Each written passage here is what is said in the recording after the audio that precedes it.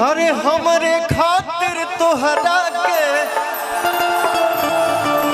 दुनिया में भेजले बड़े हैं।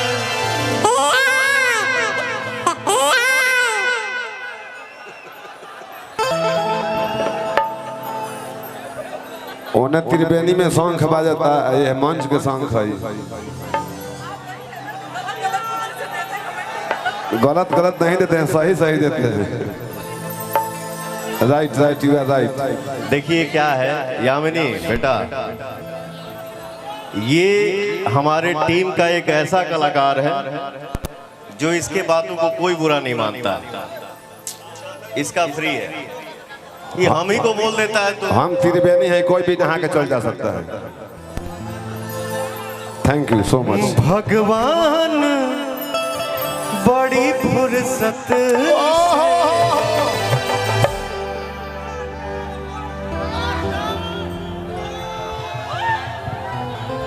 भगवान बड़ी फुर्सत से आप सबके मनों में भगवान बड़ी फुर्सत से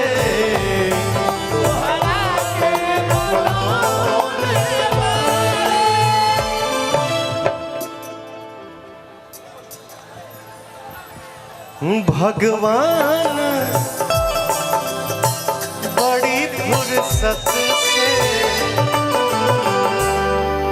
तोहरा के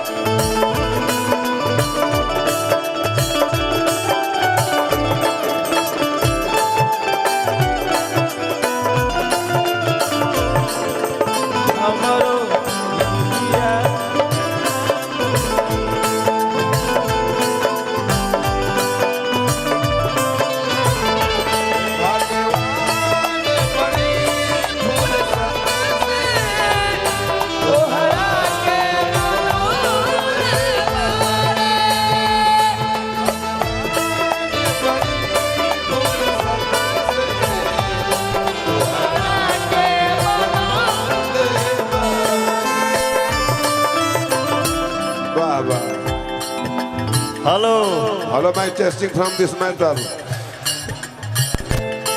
खुश रह और साईं तार सिन्होरा में सैनल भरा रहो। बोलो के बात सुनाई। हाँ एना ससुर जी के गोड़ना लग बोलो।